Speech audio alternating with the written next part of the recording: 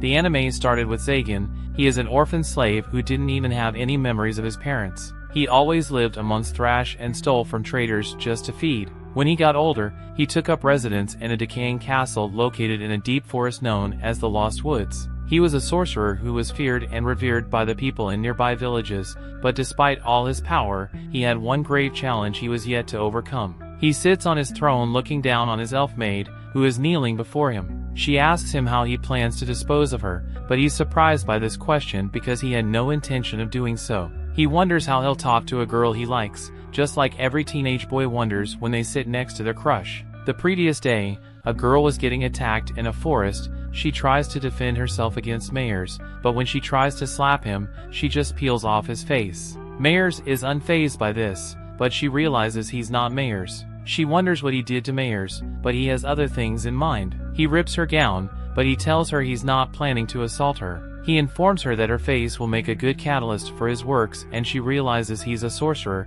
He begs her not to give up too easily, but she screams out, trying to get the attention of whoever is nearby. The sorcerer tells her to remain calm so that he can easily flay her face, and proceed to do his bidding with her body. A man suddenly walks into the scene and he picks up the sorcerer like a rag doll. The sorcerer wonders who he is, but Zagen tells him he's trespassing in his yard. Zagen is pissed that his nap was interrupted by all the shouting going on, and the sorcerer realizes this is Zagen's territory. He lies to Zagen that they are both sorcerers, and he promises to share his research with Zagen if he releases him. Zagen tells him he has no interest in sorcery that involves flaying people, and he immediately crushes the man. The lady sees all this, but it's too much for her to process. She immediately faints and Zagen realizes that he overdid it. He's sure she will be traumatized when she wakes up. He decides to remain calm, and since he's a sorcerer, he thinks up a way to fix it. He decides to use a spell to restore the sorcerer's face and repair the lady's clothes. He's sure she'll only think of the encounter as a dream,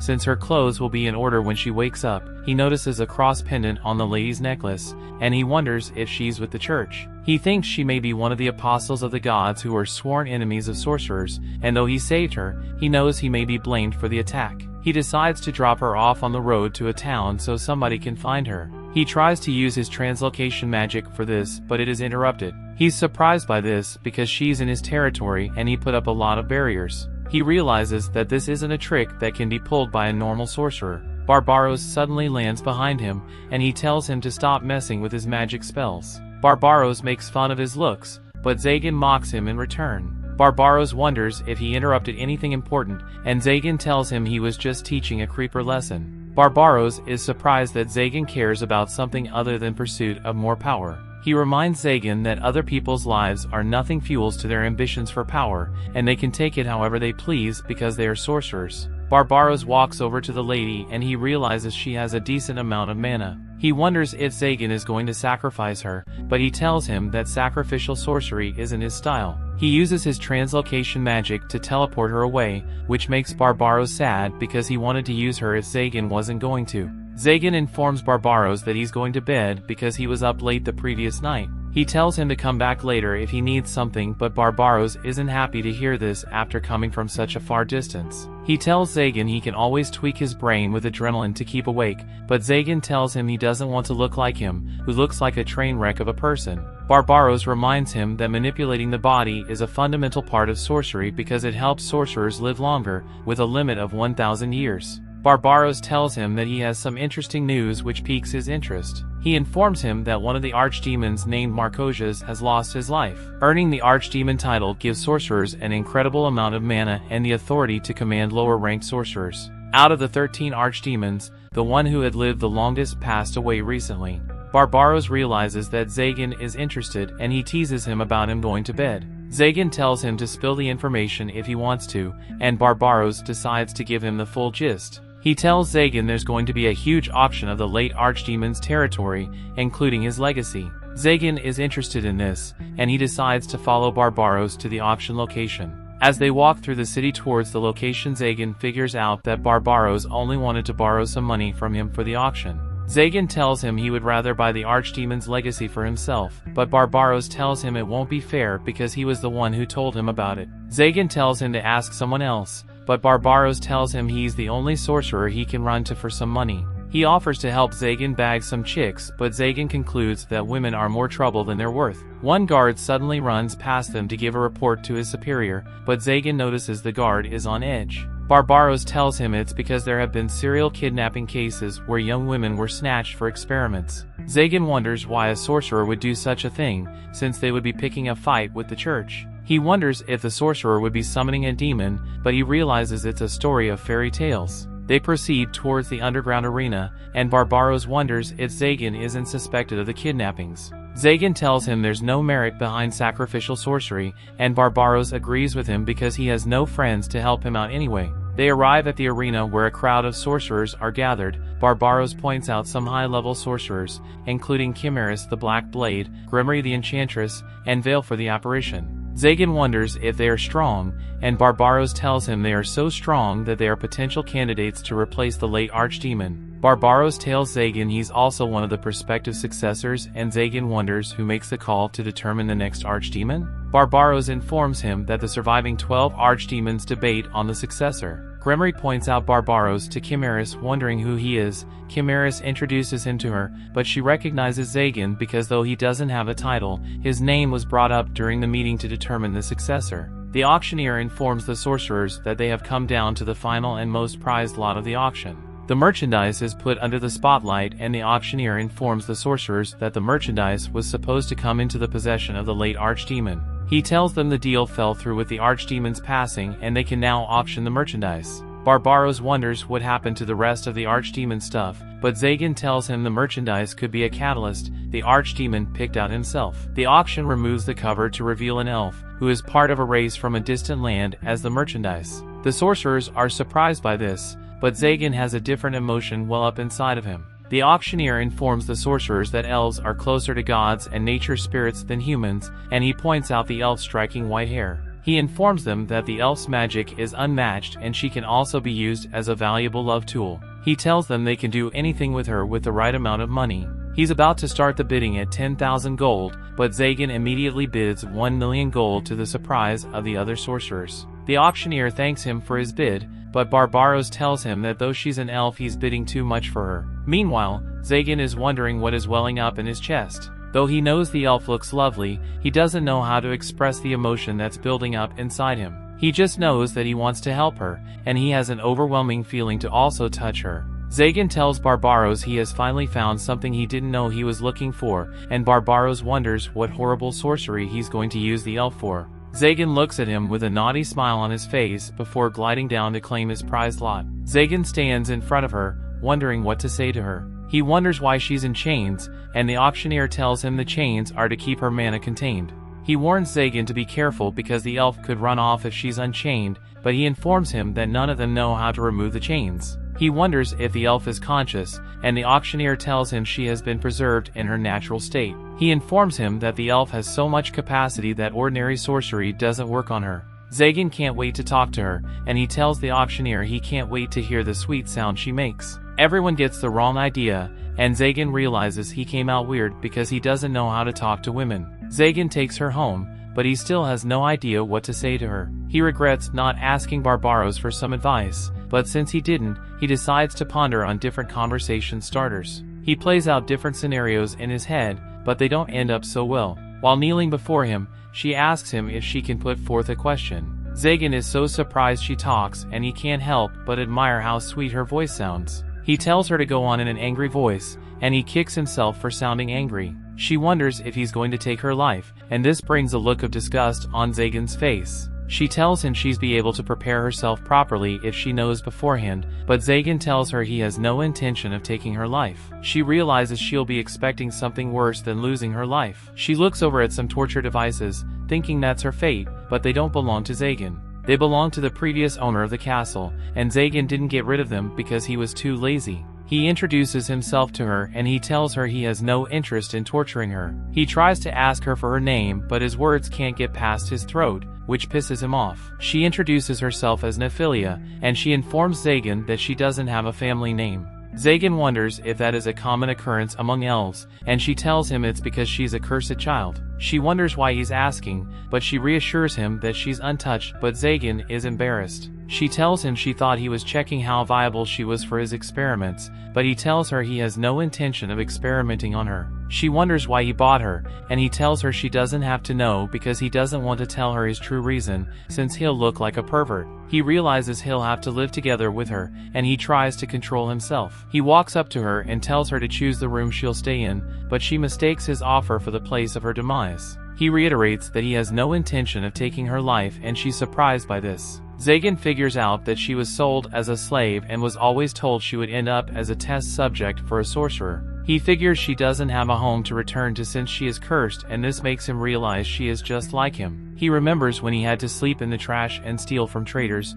just to get through the day. That was how he earned his name when he was younger. He informs her that he bought her because he needs her, and she's surprised by this. He tells her to live for his sake, and she agrees. He decides to take her to her room, but while they're walking up the stairs she trips. Zagan catches her, but he warns her to watch her step. He subconsciously holds her hands till they get up the stairs, and when they arrive at the room, he opens the door. He tells her to manage the room, but he sees a guillotine sitting idly in the middle of the room. He quickly shuts the door, but Nephilia offers her head to him. He tells her the guillotine is used to protect the castle from airborne enemies. He decides to get rid of it, but Nephilia tells him she has never seen such destructive magic before. Zagan realizes he's too intimidating, and he blames his association with Barbaros. Nephilia decides to take in the view from her room balcony, and Zagan decides to join her. She decides to take the room because he prepared it for her. She thanks him, and Zagan is surprised because it has been long since he received thanks. She tells him that it has been long since she's given thanks.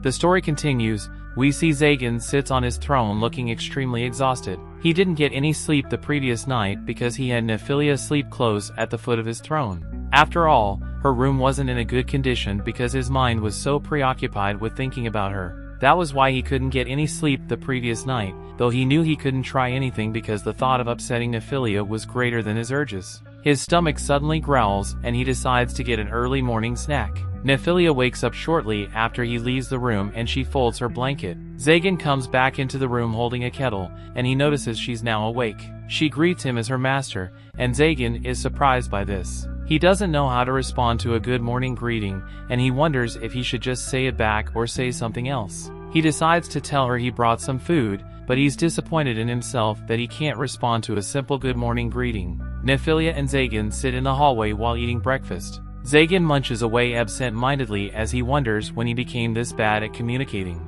Nephilia wonders if they're having the same thing for breakfast, and he's surprised that she thinks it's strange. She tells him she feels very lucky to be fed, but she finds it strange that they are eating the same thing.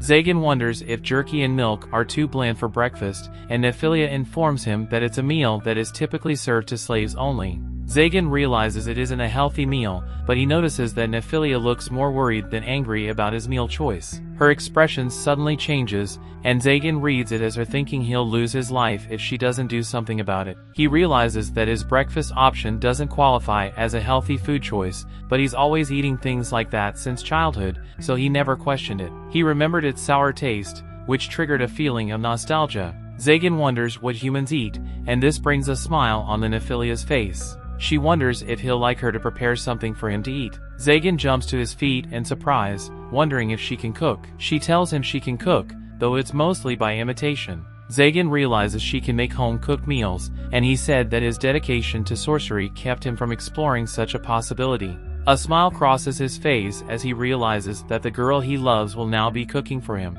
He tells Nephilia their task for the day will be to make a home-cooked meal, and Nephilia agrees with him. He decides to take her to a grocery store for some shopping. They stop a coach moving through the forest, and the driver tells them the price for their destination is 3 bronze coins. Zagan remembers that he's broke because he spent his life saving to obtain his new bride. He conveniently remembers that taking a walk now and then isn't too bad. Nephilia is surprised by his sudden decision, but she has to follow him since she has no choice. While they are walking, Zagan concludes that he has to shore up his resources because he doesn't have a single coin in his possession. He thinks that he may be able to trade some of the torture equipment in the castle for money, but he realizes that he doesn't have the money to pay whatever is going to pick it up. He wonders if he should have mugged the coach driver, but he looks back at Nephilia and realizes that she would get a bad impression of him if he does that. He wonders if he should sell off the full castle and use the proceeds to open up a dinner shop with Nephilia, but his thoughts are cut off by a sound of distress from behind. He looks back to see the coach driver surrounded by bandits, who tell him to hand over his goods to them. He realizes that the men aren't sorcerers, but a band of harmless robbers. He suddenly notices Nephilia trembling slightly, and he asks her what is wrong, but she tells him she's fine. He suddenly realizes this could be how Nephilia was kidnapped initially. With that in mind, he tells her to watch him closely. He points his index finger at the man, and a bolt of lightning suddenly strikes the ground close to them. Zagan catches the attention of the men, and they realize he's a sorcerer. They wonder what a sorcerer is doing in the forest, but they decide to attack him after a bandit remembers that a sorcerer has to take a break before casting another spell. They use this opportunity to rush at Zagan, but Zagan tells Nephilia to stay behind him so he can demonstrate that she has nothing to fear. The bandit boss tries to strike Zagan down with his axe, but he stops the axe like it's a sheet of paper. To the surprise of the boss, Zagan is amazed that a bandit is trying to use brute force to take down a sorcerer. He crushes the axe blade and flicks the bandit boss, which sends him flying.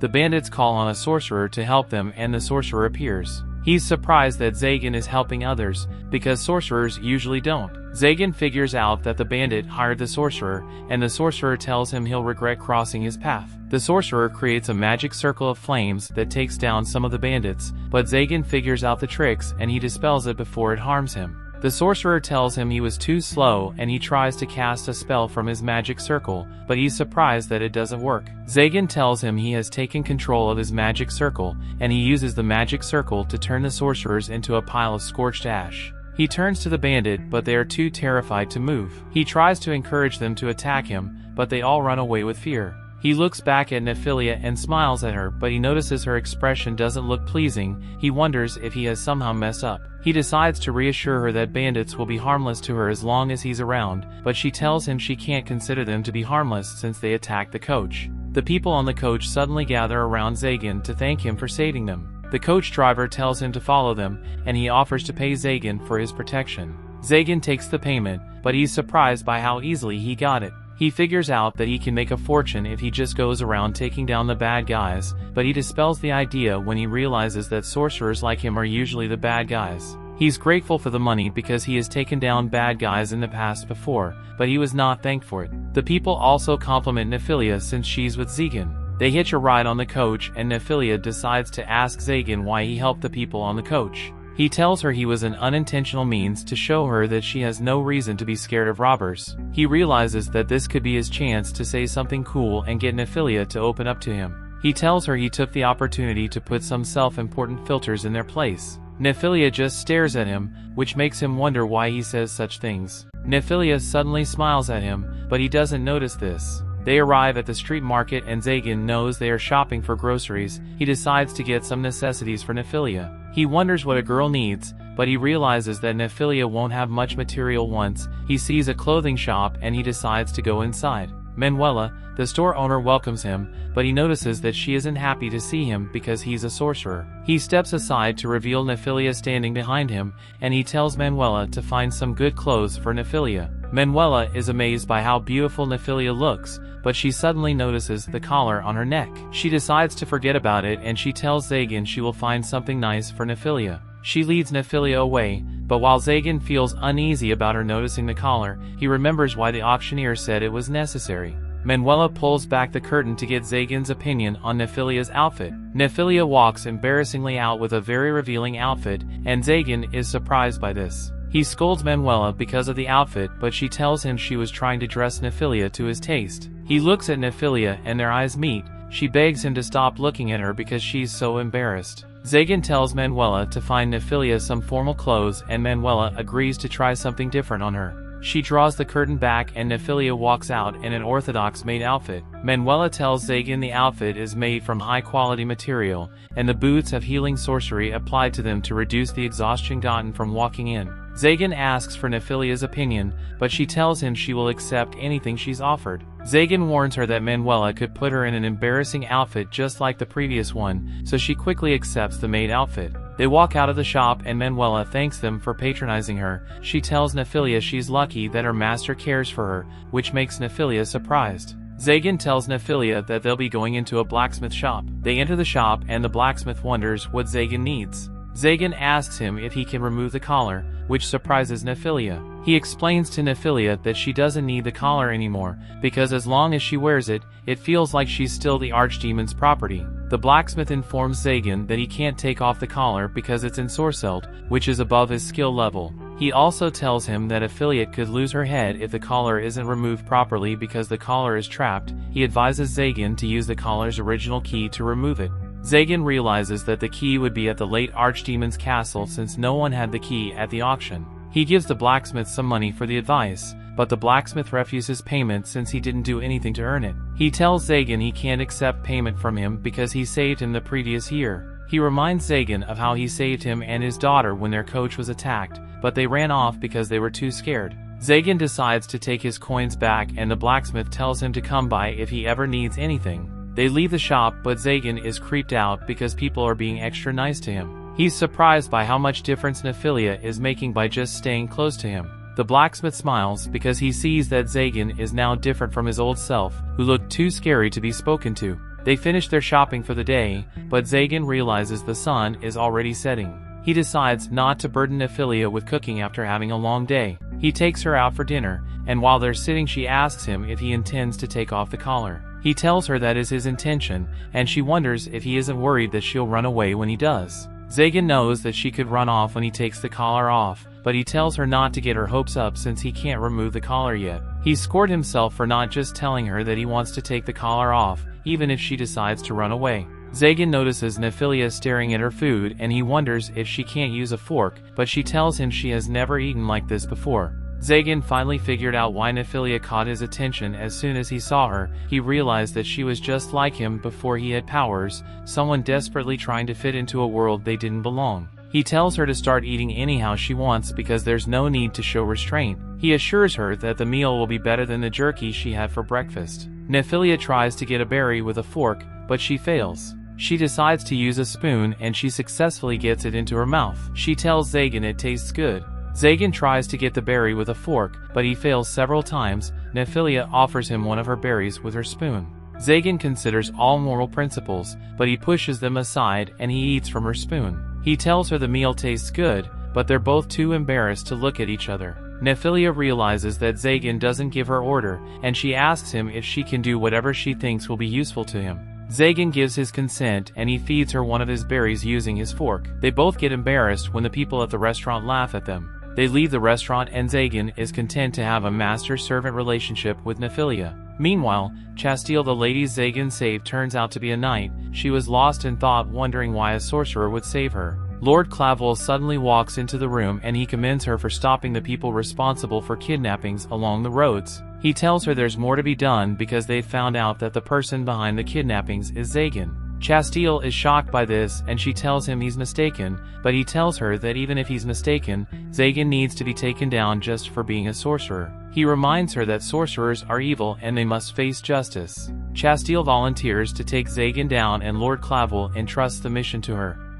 The story continues. We see Zagan was having a dream where he was being tortured by a sorcerer when he was younger. He suddenly wakes up and Nephilia notices he's awake. She informs him that breakfast is ready and he's surprised that she made breakfast already.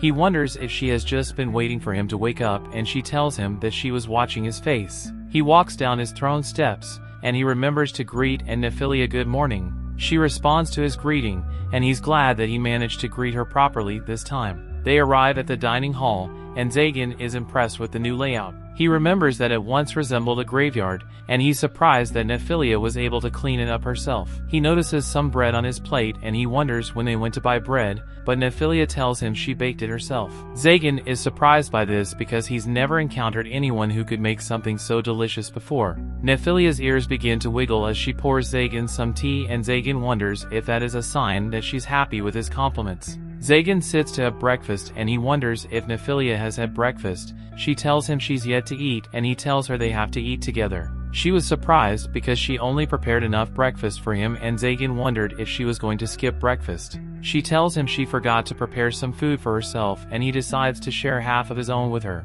He tells her to have a seat at the table, but she tells him she only prepared a seat for him. He tells her she can have a sit on his lap, but she tells him she can't do something so rude. He tells her it's fine since he has given her permission and Nephilia decides to obey. Zegan is surprised that she obeyed him, but he doesn't let that stop him from feeding her. She tells him sitting on his lap is embarrassing, but he doesn't listen to her. He forces the food into her mouth and he tells her never to forget to prepare a sit for herself next time. She promises to prepare a seat for herself next time, but he tells her he doesn't mind if she has to sit on his lap again. She reassures him that she will prepare a seat for herself next time. She scoops up some soup and she tells Zegan to try something. Zegan thinks she's trying to get back at him, but he tries the soup anyway. He tells her the soup is warm and she agrees with his assessment. A few days later, Zegan is settled atop a ladder, reading some books in the library. Nephilia walks in on him, and she wonders what he's always studying. He's surprised she can't tell he's studying sorcery,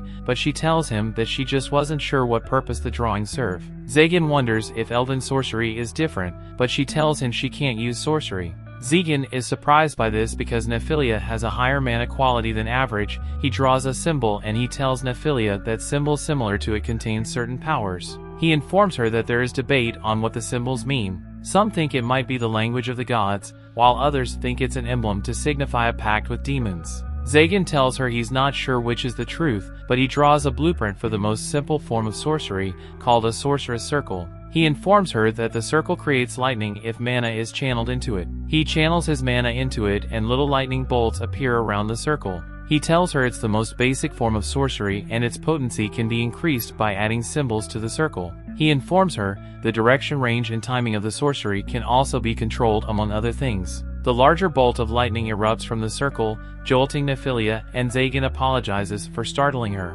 He tells her that anyone can use a sorceress circle as long as they can channel mana into it. He informs her that a sorcerer can hijack another sorcerer's circle, except they restrict it. He tells her the construction of the magic circle is called a circuit, but he notices that Nephilia has something to say. He asks her about it and she tells him she noticed that he's only added symbols outside of the circle. She wonders if it's possible to add something inside the circuit, and Zegan is impressed by her insight. He tells her it's both impossible and possible to do that. He tells her another circle has to be created inside a complete circle, which will make both sorceresses either not activate or become disruptive. He tells her that it's possible if there's control over the mana flow, and she wonders if it's possible to override someone else's sorcery. He tells her it's possible, and whoever is capable of that would be able to fend off all forms of sorceress attacks. He tells her that would theoretically create the most powerful sorcery, but he knows that it's not that easy because everyone would do it if it was. He tells her no one studies sorcery that seriously, but he knows some people poke around with the idea.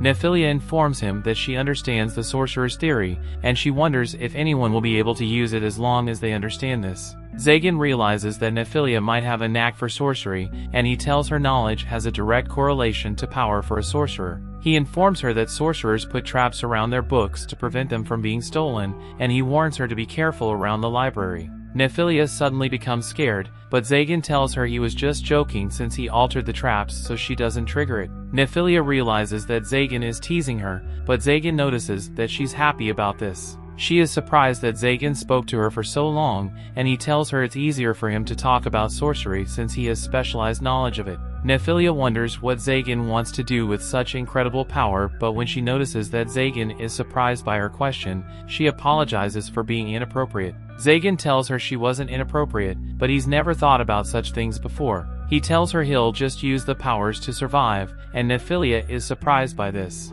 He tells her about his childhood and how he had to steal just to survive. He tells her he was able to avoid losing his life until he was captured by a sorcerer because children make great sacrifices. He was able to turn his fate around before the sorcerer sacrificed him, and he realized that he needed to become stronger to survive. He tells her aims for immortality, but Nephilia tells him she was never able to get that strong. Zegan is about to reassure her, but he suddenly gets a sense that one of his traps has been sprung. Chastile arrives at his castle with a group of soldiers. Zegan informs Nephilia that they have guests, and he tells her to prepare dinner while he goes out to see them. He tells her to prepare dinner just for the two of them because the visitors will soon be going home. The soldiers suddenly realize they have been moving in circles, and Chastile figures out that it's caused by a sorcerer's barrier. She uses her sword to cut the barrier, but Zegan immediately arrives at the gate, wondering why he's being disturbed. Chastile recognizes him, but he doesn't recognize her. He figures out her sword is a sacred sword, which is one of the 12 blades said to have slain the Lord of Fiends.